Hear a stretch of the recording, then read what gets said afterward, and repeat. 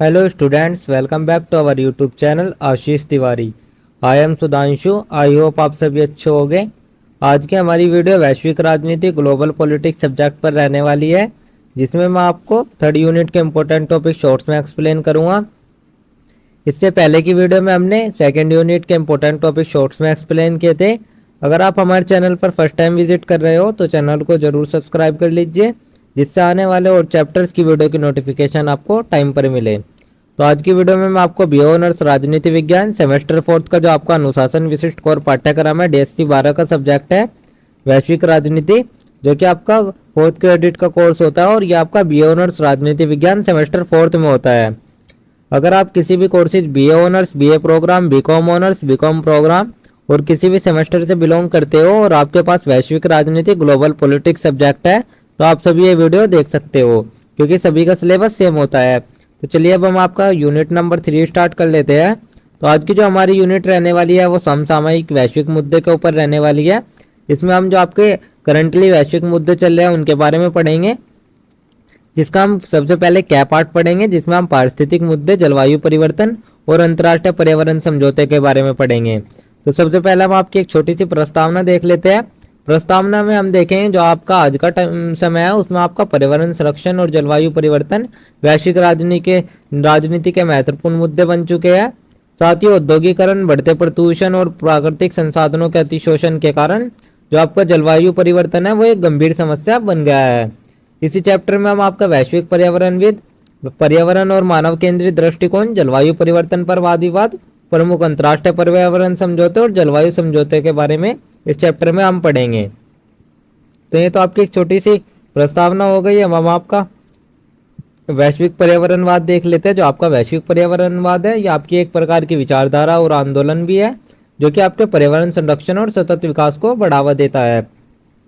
अब हम आपका वैश्विक पर्यावरणवाद की प्रमुख विशेषताएं देख लेते हैं, जिसमें आपका सबसे पहला टिकाऊ विकास, सस्टेनेबल डेवलपमेंट, जो कि वर्तमान संसाधनों का उपयोग इस प्रकार करता है कि जो आपके भविष्य की पीढ़ी है उसके लिए भी वो संसाधन सुरक्षित रह सके। सेकंड आपका पर्यावरणीय न्याय, इन्वायरमेंटल जस्टिस, जो कि विकासशील और विकसित देशों के बीच पर्यावरण जिम्मेदारियों को संतुलित करता है।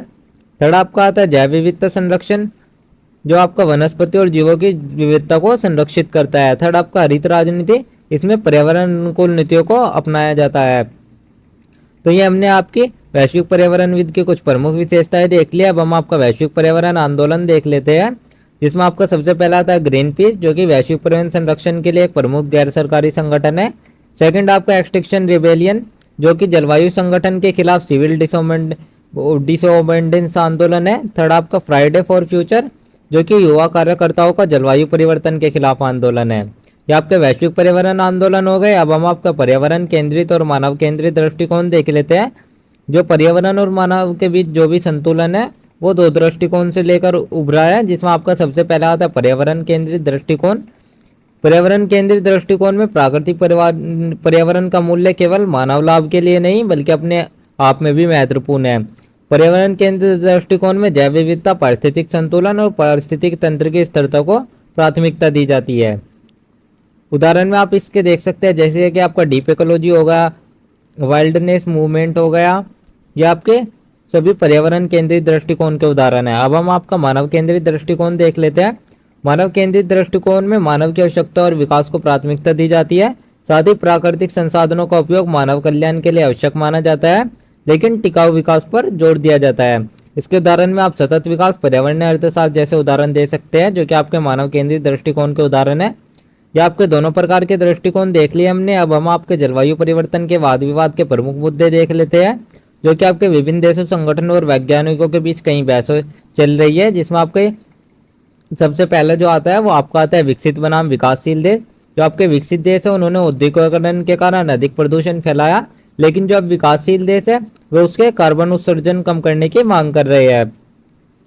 सेकंड आपका कार्बन क्रेडिट और वित्त पोषण, जो कि विकसित देशों को गरीब देशों की हरित परियोजनाओं के लिए वित्तीय सहायता देनी चाहिए या नहीं। थर्ड आपका नवीकरणीय ऊर्जा बनाम जीवाश्म ईंधन, यह आपका क्या पूरी दुनिया को कोयला, पेट्रोल और डीजल जैसे जीवाश्म ईंधन से दूर होकर सौर और पवन ऊर्जा की ओर बढ़ना चाहिए। तो ये आपके विभिन्न प्रकार के मुद्दे और विवाद थे, जिसमें आपका एक जलवायु आप्रवासन भी आता है, जो कि जलवायु परिवर्तन के कारण विस्थापित हुए लोगों के पुनर्वास की समस्या है। ये हमने आपके जलवायु परिवर्तन को लेकर प्रमुख विवाद देख लिया। अब हम आपके प्रमुख अंतर्राष्ट्रीय पर्यावरण समझौते देख लेते हैं। इसमें आपका सबसे पहला था स्टॉकहोम सम्मेलन, जो कि आपका 1972 में हुआ था। यह आपका पहला वैश्विक पर्यावरण सम्मेलन था जिसमें सतत विकास पर जोर दिया गया। सेकंड आपका आता है मॉन्ट्रियल प्रोटोकॉल, जो कि आपको 1987 में हुआ था। इसमें ओजोन परत को बचाने के लिए सीएफसी और अन्य हानिकारक गैसों पर प्रतिबंध लगाया गया था। थर्ड आपका रियो डिक्लेरेशन, जो कि आपका 1962 में हुआ था। इसमें सतत विकास को बढ़ावा दिया गया और एजेंडा 21 को अपनाया गया।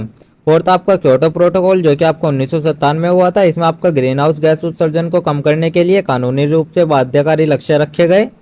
फिफ्थ आपका पेरिस समझौता, जो कि आपका 2015 में हुआ था। इसमें वैश्विक तापमान वृद्धि को 1.5 डिग्री सेल्सियस तक सीमित करने का लक्ष्य रखा गया था। तो ये आपके प्रमुख अंतर्राष्ट्रीय पर्यावरण समझौते देख लिए। अब हम आपका जलवायु परिवर्तन के समझौते देख लेते हैं, जो कि आपके जिसमें आपका सबसे पहला आता है क्योटो प्रोटोकॉल, जिसमें विकसित देशों पर कानूनी रूप से बाध्यकारी कार्बन कटौती लक्ष्य रखा गया है और साथ ही कार्बन क्रेडिट प्रणाली की शुरुआत की गई है। अमेरिका ने इसे अस्वीकार कर दिया था, लेकिन इसकी प्रभावशीलता घटी। सेकंड आपका आता है पेरिस समझौता। इसमें आपके 195 देश शामिल है, जो कि ग्लोबल वार्मिंग को 1.5 डिग्री सेल्सियस तक सीमित रखने का लक्ष्य रखते हैं। थर्ड आपका कार्बन तटस्थ, जो आपका नेट जीरो एमिशन है वो प्राप्त करने की योजना इसके अंदर रखी गई है। साथ ही हर देश को अपने उत्सर्जन लक्ष्य तय करने की इस समझौते में स्वतंत्रता दी गई है। तो ये आपका पेरिस समझौता होगा। अब हम आपका सीओपी देख लेते हैं, कॉन्फ्रेंस ऑफ पार्टीज बैठकें, जो कि आपका हर साल आयोजित होने वाला जलवायु परिवर्तन एक वैश्विक सम्मेलन है।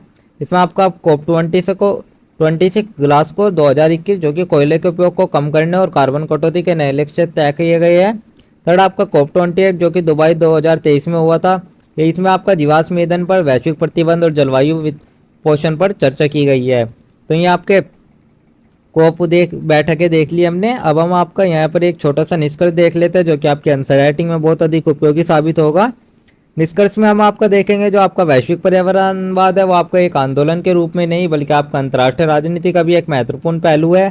साथ ही जो आपका पर्यावरण संरक्षण है उसके लिए वैश्विक स्तर पर कई प्रयास किए गए हैं, लेकिन कार्बन उत्सर्जन अभी भी आपका बढ़ ही रहा है। जो विकसित देश है उन्होंने विकासशील देशों की पर्यावरण जरूरतों का समर्थन किया और नवीकरणीय ऊर्जा अपनाने की गति को तेज किया। जलवायु परिवर्तन से निपटने के लिए सभी देशों को एकजुट होकर काम करना पड़ेगा, जिससे कि आपको जो जलवायु परिवर्तन है उससे निपटने के लिए वैश्विक सहयोग और नीतिगत बदलाव को जरूरत हो सके। यदि सामने रहते आपको ठोस कदम नहीं उठाए जाते हैं तो आपका जलवायु संकट मानव सभ्यता के लिए सबसे बड़ा खतरा बन सकता है। ये हमने आपका एक छोटा सा निष्कर्ष देख लिया। तो ये आपका थर्ड यूनिट का क्या पार्ट था। अब हम आपका थर्ड यूनिट का क्या पार्ट देख लेते हैं, जिसमें हम आपका पारिस्थितिक मुद्दे, जलवायु परिवर्तन और अंतर्राष्ट्रीय पर्यावरण समझौते के बारे में देखेंगे। तो इसका भी हम आपकी पहले एक छोटी सी प्रस्तावना देख लेते हैं। प्रस्तावना में हम देखते हैं जो आपका न्यूक्लियर पावर है, परमाणु शक्ति है, वो आपका एक दोधारी तलवार की तरह है। इसमें आपका ऊर्जा का सीमित स्रोत होता है, जो कि आपके औद्योगिक और घरेलू आवश्यकताओं की पूर्ति करता है। दूसरी ओर ये आपका विनाशकारी हथियारों का भी रूप ले सकता है। तो इस चैप्टर में हम आपके परमाणु शक्ति के पृष्ठभूमि, ऐतिहासिक विकास और इसकी आवश्यकताओं पर चर्चा करेंगे। तो सबसे पहले तो हम आपका परमाणु शक्ति बनाने के लिए प्रेरक तत्व देख लेते हैं। जो आपका कोई भी देश है वो परमाणु शक्ति बनाने के लिए कुछ प्रमुख कारक प्रेरित करते हैं। इसमें आपका राष्ट्रीय सुरक्षा, ऊर्जा आवश्यकताएं, वैज्ञानिक प्रगति और राजनीतिक स्थिति शामिल होती है। तो अब हम इसके कुछ मुख्य प्रेरक तत्व देख लेते हैं, जिसमें आपका सबसे पहला आता है राष्ट्रीय सुरक्षा, जो कि दुश्मन देशों से रक्षा करने के लिए परमाणु शक्तियों का विकास करता है। सेकंड आपको ऊर्जा आवश्यकता है, जैसे कि वैकल्पिक ऊर्जा स्रोत के रूप में परमाणु ऊर्जा। थर्ड आपका वैज्ञानिक एवं तकनीकी विकास, परमाणु अनुसंधान और प्रौद्योगिकी में अग्रणी बनने की इच्छा। फोर्थ आपका अंतर्राष्ट्रीय प्रतिष्ठा, जैसे परमाणु संपन्न राष्ट्र की श्रेणी में आने की महत्वाकांक्षा। फिफ्थ आपका भू राजनीतिक परिस्थितियां, जैसे पड़ोसी देशों की गतिविधियों का प्रभाव। तो ये आपके मुख्य प्रेरक तत्व हो गए। अब हम आपका नाभ्यकरण व विनाभ्यकरण देख लेते हैं। नाभ्यकरण के हम पहले प्रमुख कारक देख लेते हैं, जिसमें आपका परमाणु हथियारों का अनुसंधान और निर्माण होता है। इसमें आपका परमाणु ऊर्जा संयंत्रों की स्थापना की जाती है और परमाणु संपन्न देशों के साथ सहयोग किया जाता है। अब हम आपका विनाभ्यकरण के प्रमुख प्रयास देख लेते हैं। इसमें परमाणु हथियारों का निष्कासन किया जाता है, शास्त्रीय शस्त्र नियंत्रण संबंधी संदेह और समझौते किए जाते हैं। थर्ड आपका परमाणु परीक्षण, प्रबंध और नष्टीकरण किया जाता है। तो ये आपके विनाभ्यकरण के प्रमुख प्रयास थे। अब हम आपका परमाणु अप्रसार संधि, सम्मेलन और उपाय देख लेते हैं। जो आपके परमाणु अप्रसार है उसका उद्देश्य आपका परमाणु हथियारों को रोकना और उसका शांति प्रयोग करना ही उसका एक मुख्य उद्देश्य है। तो इसके लिए हमने मुख्य संधि और सम्मेलन हुए जिनको हम देख लेते हैं, जिसमें आपका सबसे पहला आता है परमाणु अप्रसार संधि एनपीटी, जो कि आपका 1968 में हुआ था। इसमें परमाणु हथियारों को प्रयास को रोकने की वैश्विक संधि रखी गई। सेकंड आपका व्यापारिक परीक्षण प्रबंध संधि सीटीपीटी, जो कि आपका 1996 में हुई थी। इसमें आपका परमाणु परीक्षणों पर प्रतिबंध लगाया गया था। थर्ड आपका स्टार्ट संधि, स्टार्ट फर्स्ट एंड सेकंड, जो कि आपका 1991 और 2010 में हुआ था। इसमें अमेरिका और रूस के बीच परमाणु हथियारों की कटौती का समझौता हुआ था। फोर्थ आपका वियना सम्मेलन, इसमें परमाणु सुरक्षा को लेकर आयोजित महत्वपूर्ण कई सम्मेलन आयोजित किए गए।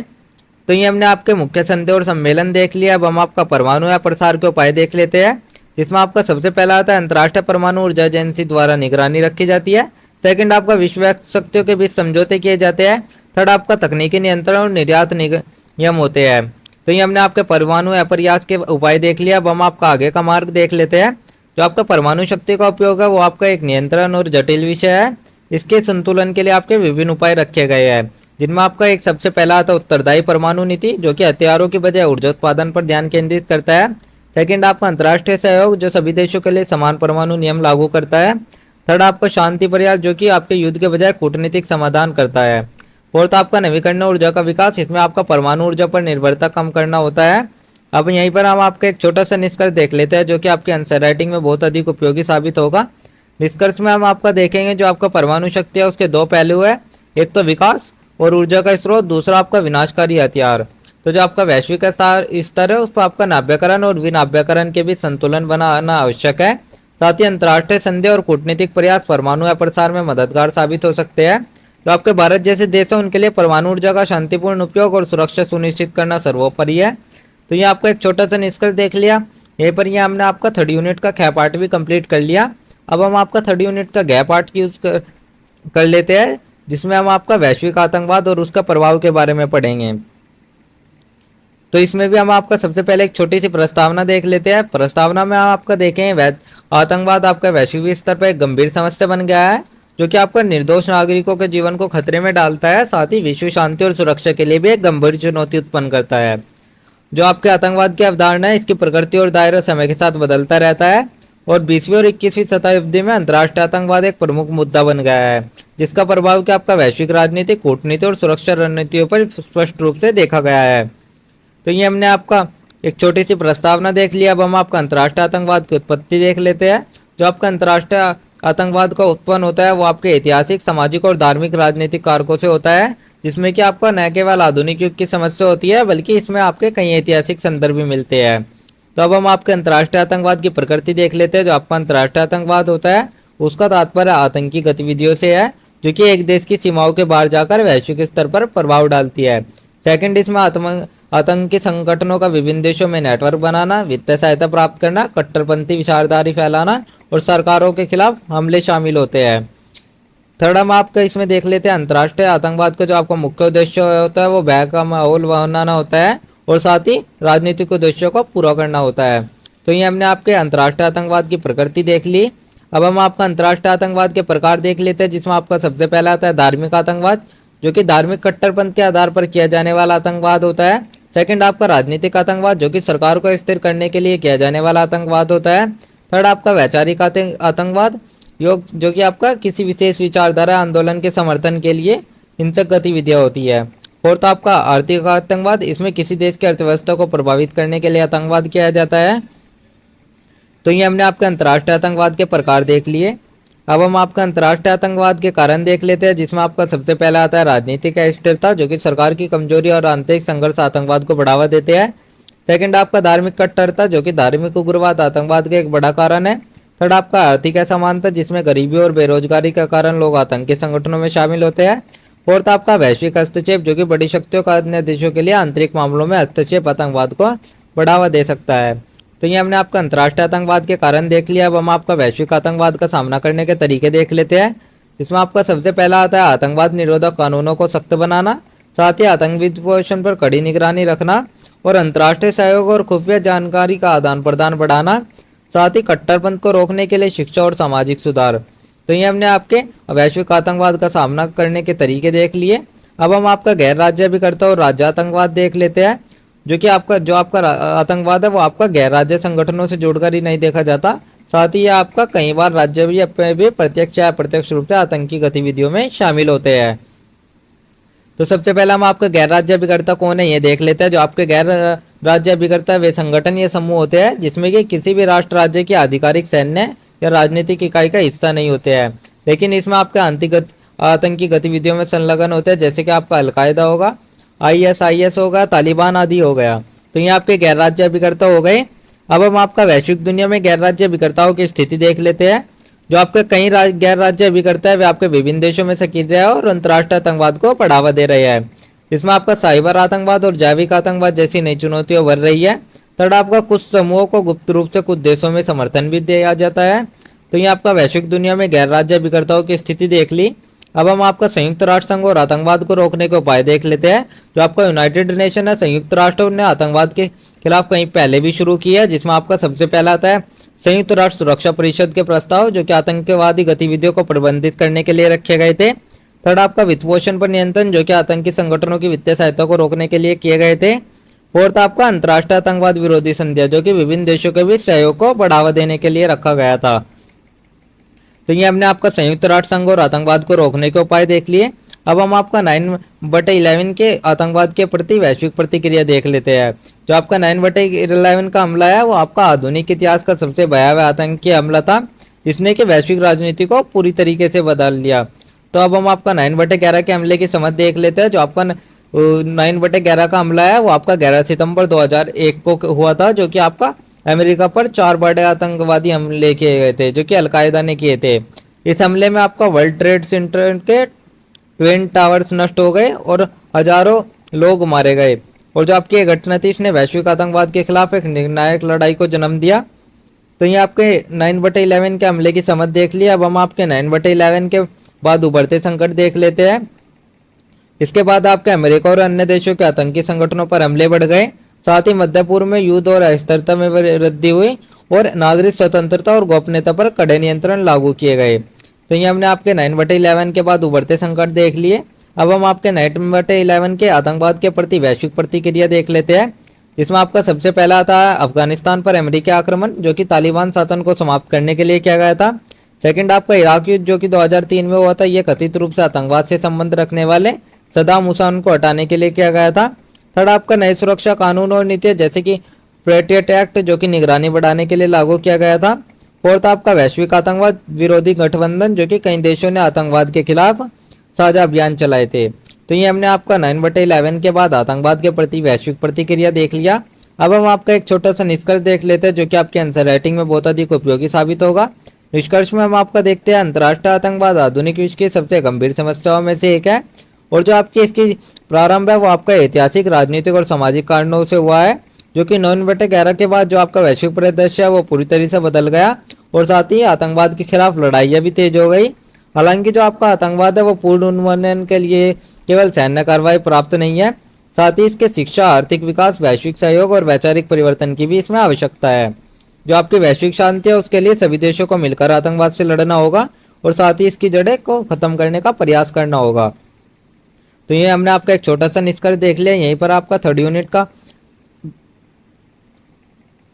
गैप पार्ट भी कंप्लीट होता है। अब हम आपका लास्ट ख पार्ट देख लेते हैं, जिसमें हम प्रवासन के बारे में पढ़ेंगे। इसका भी हम आपका एक छोटा सा प्रस्तावना देख लेते हैं। प्रस्तावना में हम देखते हैं जो आपका प्रवासन है वो आपका एक ऐतिहासिक और सार्वभौमिक प्रक्रिया है, जिसमें कि मानव समाज के विकास के साथ हमेशा से जुड़ी रही है। और जो आपके लोग हैं वे विभिन्न कारणों से अपने मूल स्थान को छोड़कर नए स्थानों पर चले जाते हैं। इसमें आपके विभिन्न कारक हो सकते हैं, जैसे कि आर्थिक अवसर, राजनीतिक अस्थिरता, प्राकृतिक आपदाएं, युद्ध और सामाजिक कारण। ये सभी आपके विभिन्न कारण हो सकते हैं। वर्तमान में जो आपका प्रवासन है वो वैश्विक स्तर पर एक महत्वपूर्ण मुद्दा बन गया है, जिससे कि आर्थिक, सांस्कृतिक, सामाजिक और राजनीतिक प्रभाव उत्पन्न हुए हैं। और जो आपका प्रवासन है वो अक्सर समयग्रस्त माना जाता है, लेकिन यह आपके अवसरों का भी सर्जन करता है। और साथ ही इस चैप्टर में आपके प्रवासन की अवधारणा, इससे जुड़े मानवाधिकार और इससे सुरक्षा पहलू और वैश्विक दृष्टिकोण की चर्चा करेंगे। तो ये तो हमने आपका एक छोटा सा प्रस्तावना देख लिया। अब हम आपका प्रवासन एक अवधारणा व समझ देख लेते हैं। प्रवासन का जो तात्पर्य होता है वो एक स्थान से दूसरे स्थान पर स्थायी या अस्थायी रूप से जाना ही प्रवासन कहलाता है। इसके आपके विभिन्न रूप हो सकते हैं, जैसे कि आपका आंतरिक प्रवासन, इंटरनल माइग्रेशन, जब लोग आपके एक ही देश के भीतर स्थानांतरित होते रहते हैं। ग्रामीण से शहरी प्रवासन, सेकंड आपका अंतर्राष्ट्रीय प्रवासन, जिसमें आपका जो लोग होते हैं वे एक देश से दूसरे देश में चले जाते हैं। थर्ड आपका स्वैच्छिक प्रवासन, इसमें जब लोग बेहतर जीवन, शिक्षा और रोजगार के लिए स्वेच्छा से प्रवास करते हैं। फोर्थ आपका आता है बलात्कारी प्रवासन, जब लोग युद्ध, प्राकृतिक आपदाओं या उत्पीड़न के कारण मजबूरी में पलायन करते हैं, उसको हम बलात्कारी प्रवासन कहते हैं। तो ये हमने आपके प्रवासन के प्रकार देख लिया। अब हम आपके प्रवासन के कारण देख लेते हैं। इसमें आपके विभिन्न कारण हो सकते हैं, जैसे कि आर्थिक कारण, जो कि नौकरी, व्यवसाय और बेहतर जीवन की तलाश के लिए प्रवास करते हैं। सेकंड आपका सामाजिक कारण, जो कि शादी, परिवार या समुदाय से जुड़ने के लिए होता है। थर्ड आपका राजनीतिक कारण, जैसे युद्ध, दमन, उत्पीड़न और तानाशाही से बचने के लिए। फोर्थ आपका पर्यावरणीय कारण, इसमें आपका जलवायु परिवर्तन, प्राकृतिक आपदा और संसाधनों की कमी के कारण। ये हमने आपके प्रवासन के कारण देख लिया। अब हम आपके प्रवासी एवं मानवाधिकार देख लेते हैं। प्रवासियों को कई बार आपका भेदभाव, शोषण और अमानवीय व्यवहार का सामना करना पड़ता है, परंतु जो आपके मानवाधिकार होते हैं उनके दृष्टिकोण से प्रवासियों की सुरक्षा अत्यंत महत्वपूर्ण हो जाती है। यहाँ पर हम आपके प्रवासी अधिकारों की सुरक्षा देख लेते हैं, जिसमें आपका सबसे पहला आता है संयुक्त राष्ट्र के प्रयास, जिसमें कि आपका शरणार्थी उच्चायोग UNHCR और जो आपके अंतर्राष्ट्रीय प्रवासन संगठन है IOM जैसे, वे प्रवासियों के अधिकारों की रक्षा के लिए काम करते हैं। और साथ ही अंतर्राष्ट्रीय संधि, जिनमें आपकी शरणार्थी संधि होती है, जो कि आपकी 1951 में हुई थी। और साथ ही प्रवासी कामगारों के अधिकारों पर संयुक्त राष्ट्र समझौता, जो कि आपका 1990 में हुआ था। अब हम आपका यहाँ पे मानव तस्करी और शोषण से बचाव देख लेते हैं। जो आपका प्रवासी है वो आपका कई बार मानव तस्करी और शोषण का शिकार हो जाता है, जिससे कि सख्त कानूनों की आवश्यकता होती है। तो ये हमने आपका प्रवासी और मानवाधिकार देख लिया, प्रवासी अधिकारों की सुरक्षा देख ली। अब हम आपका प्रवासन एक समस्या है, इसे इस रूप में देख लेते हैं। इसके आपके कई सकारात्मक प्रभाव भी होते हैं, लेकिन इसके सामने कुछ चुनौतियां भी है, जैसे कि आपका सांस्कृतिक टकराव, जो कि प्रवासी और स्थानीय मुद्दों के बीच सांस्कृतिक मतभेद और असहमति होती है। सेकंड आपका आर्थिक दबाव, जो कि कुछ देशों में प्रवासियों की बढ़ती संख्या में नौकरियों और संसाधनों पर दबाव बढ़ता है। थर्ड आपका सुरक्षा चिंता, जैसे कि अनियमित प्रवासन और अवैध प्रवासी कुछ देशों के लिए सुरक्षा जोखिम पैदा करते हैं। फोर्थ आपका राजनीतिक विवाद, जो कि कई देश के प्रवासियों के कारण राजनीतिक तनाव का सामना करते हैं, जिससे कि नीतिगत अस्थिरता उत्पन्न हो जाती है। अब हम आपका वैश्विक स्तर पर प्रवासी व प्रवासन देख लेते हैं। जो आपका प्रवासन है वो आपका एक वैश्विक परिघटना है, जिसमें कि आपका विकसित तथा विकासशील दोनों ही देशों को प्रभावित होना पड़ता है। साथ ही जो आपके प्रवासन के वैश्विक परिदृश्य है, जिसमें आपका यूरोप के प्रवासन संगठन हो गए, सीरिया, अफगानिस्तान और जो अफ्रीका जैसे देश है, उनमें आपके शरणार्थियों का प्रवाह हो गया। अमेरिका में जो आपका अवैध प्रवासन है, जो कि आपका मैक्सिको और मध्य अमेरिका से प्रवासी है। थर्ड आपका खाड़ी देशों में जो आपके प्रवासी श्रमिकों की स्थिति है। फोर्थ आपका जलवायु परिवर्तन के कारण प्रवासन, जो कि आपका बांग्लादेश द्वीपीय राष्ट्रों से पलायन हुआ है। तो ये हमने आपका प्रवासन के वैश्विक परिदृश्य देख लिया। अब हम आपके प्रवासन के सकारात्मक प्रभाव देख लेते हैं, जिसमें आपका श्रम शक्ति में वृद्धि और आर्थिक विकास होता है। साथ ही सांस्कृतिक विविधता और नवाचार में वृद्धि होती है, और वैश्विक स्तर पर ज्ञान और कौशल को आदान प्रदान किया जाता है। तो ये आपके प्रवासन के सकारात्मक प्रभाव हो गए। अब हम आपका प्रवासन और सुरक्षा देख लेते हैं। जो आपका प्रवासन है और सुरक्षा, उनके बीच एक जटिल संबंध है, जो कि आपके प्रवासियों की पहचान, उनके रिकॉर्ड और उनकी गतिविधियों पर सही निगरानी न होने से सुरक्षा चिंताएं उत्पन्न होती है। सुरक्षा संबंधित चिंताएं देख लेते हैं, जिसमें आपका सबसे पहला आता है अवैध प्रवासन और अपराध, जो कि कुछ मामलों में अवैध प्रवास से संगठित अपराध और मानव तस्करी बढ़ सकती है। सेकंड आपका आतंकवाद और चरमपंथ, जो कि कुछ देश प्रवासियों को आतंकवादी गतिविधियों के संभावित स्रोत के रूप में देखते हैं। थर्ड आपका राष्ट्रीय पहचान और स्थिरता, जो कि बढ़ती प्रवासी आबादी से कुछ देशों में सांस्कृतिक और राजनीतिक स्थिरता बढ़ सकती है। तो ये आपके सुरक्षा संबंधी चिंताएं देख लिया। अब हम आपके सुरक्षा उपाय देख लेते हैं, जिसमें आपका स्मार्ट सीमा निगरानी और डिजिटल पहचान प्रौद्योगिकी का उपयोग किया जाता है। साथ ही प्रवासी समुदायों के साथ संवाद और समावेशी नीतियां रखी जाती है, और प्रवासन नीतियों में संतुलन, सुरक्षा सुनिश्चित करते हुए मानवाधिकारों की रक्षा की जाती है। प्रवासन आपका एक समस्या क्यों नहीं होनी चाहिए, इसको भी देख लेते हैं। जो आपका प्रवासन है वो अक्सर इस रूप में देखा जाता है कि आपका समस्या है। यदि आपकी उचित नीति और व्यवस्था लागू की जाए तो इसको आपको एक समस्या के रूप में नहीं देखना पड़ेगा। अब हम आपके प्रवासन के लाभ देख लेते हैं, जिसमें आपका अर्थव्यवस्था को बढ़ावा मिलता है। साथ ही सांस्कृतिक विविधता और नवाचार बढ़ती है, जनसंख्या का संतुलन बना रहता है, और साथ ही वैश्विक सहयोग और विकास होता रहता है। तो ये हमने आपके प्रवासन के लाभ देख लिए। यहीं पर हम आपका एक छोटा सा निष्कर्ष देख लेते हैं, जो कि आपके आंसर राइटिंग में बहुत अधिक उपयोगी साबित होगा। निष्कर्ष में हम आपका देखें, जो आपका प्रवासन है वो आपका एक स्वाभाविक और अपरिहार्य प्रक्रिया है, जिसमें कि सामाजिक, आर्थिक और राजनीतिक कारकों से प्रेरित की होती है। हालांकि जो आपका प्रवासन है उसमें आपकी कई चुनौतियां भी उत्पन्न होती है, लेकिन ये आपका सही तरीके से प्रबंधित किया जाए। तो ये आपका एक छोटा सा निष्कर्ष, आप सभी इसको पढ़ सकते हैं, देख सकते हैं कि आपका आंसर राइटिंग में बहुत अधिक उपयोगी साबित होगा। यहाँ पर हमने आपका थर्ड यूनिट का गैप ख पार्ट भी देख लिया, गै पार्ट भी। अब हम आपका डे पार्ट देख लेते हैं जिसमें हम मानव सुरक्षा के बारे में पढ़ेंगे। तो इसकी भी हम आपका पहले एक छोटी सी प्रस्तावना देख लेते हैं। प्रस्तावना में हम आपका देखेंगे जो आपकी मानव सुरक्षा है वो आधुनिक सुरक्षा अध्ययन का एक व्यापक और बहुआयामी दृष्टिकोण है, जिसमें कि पारंपरिक सुरक्षा अवधारणाएं होती है और मुख्य रूप से राष्ट्रीय सुरक्षा और सैन्य शक्ति पर यह केंद्रित होती है।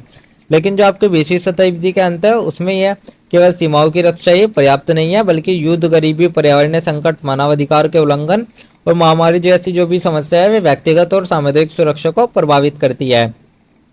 यूनाइटेड नेशन और जो आपके अन्य अंतर्राष्ट्रीय संस्थाएं हैं उनमें मानव सुरक्षा को एक नई अवधारणा के रूप में विकसित किया गया है, जो कि आपकी मानवीय गरिमा और अस्तित्व को प्राथमिकता देते हैं। यहीं पर आपका मानव सुरक्षा अवधारणाओं को परिभाषित करना, जिसमें आपके मानव सुरक्षा की परिभाषा को देखा जाता है। जो आपके मानव सुरक्षा का अर्थ है वो उन खतरों से होता है जो कि आपके व्यक्ति और समुदायों से प्रभावित होते हैं।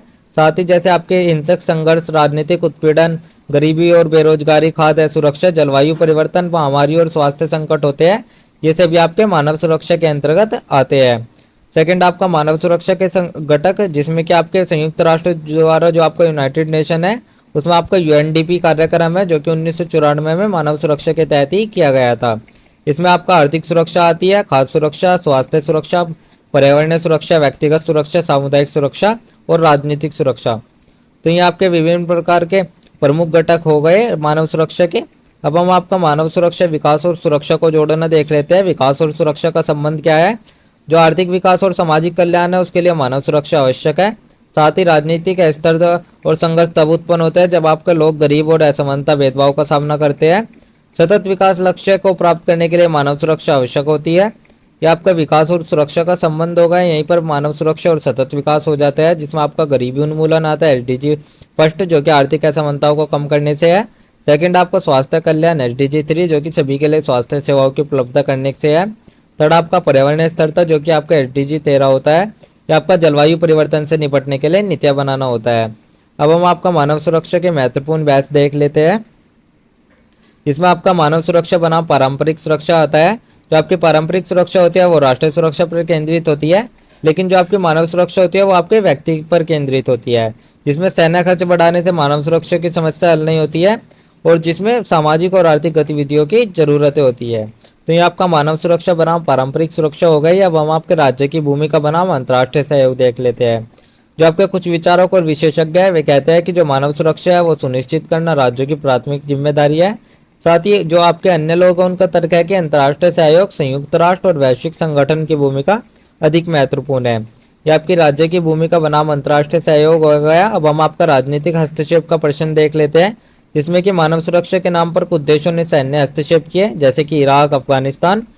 क्या भारी हस्तक्षेप वास्तव में लोगों की सुरक्षा को बढ़ावा देता है या यह अधिक अस्थिरता लाता है? ये सभी आपके राजनीतिक हस्तक्षेप का प्रश्न है।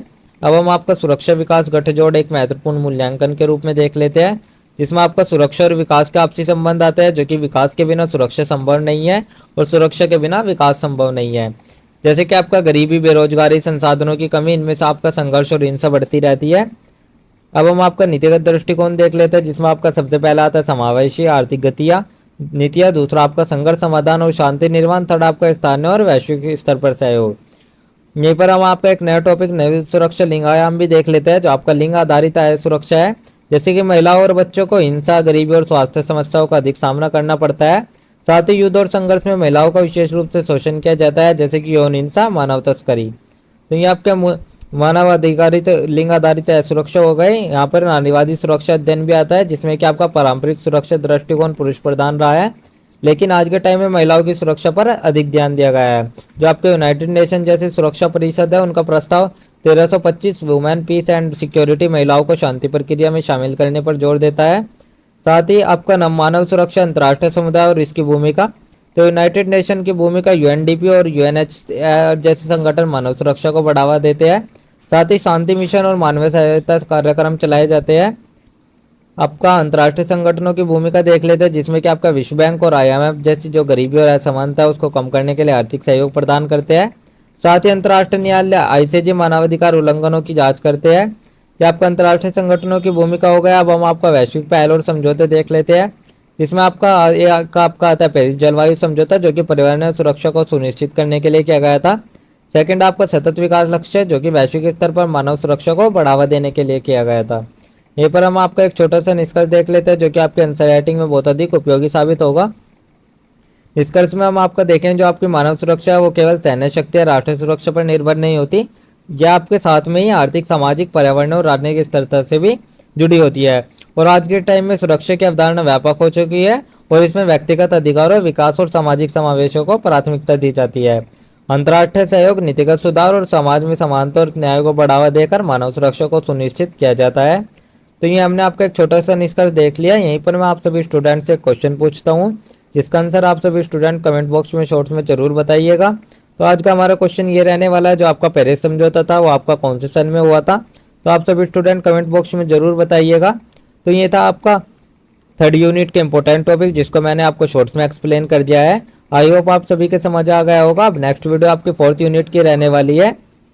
अगर आपको नोट्स चाहिए तो आप हमारा टेलीग्राम चैनल ज्वाइन कर लीजिए, वहाँ आपको नोट्स मिल जाएंगे। अगर किसी भी स्टूडेंट का कोई डाउट या क्वेरी है तो आप हमारे इंस्टा पेज पर फॉलो करके या हमारे कमेंट सेक्शन में पूछ सकते हैं। डेली अपडेट्स के लिए आप हमारा व्हाट्सएप चैनल ज्वाइन कर लीजिए। Thank you, have a good day.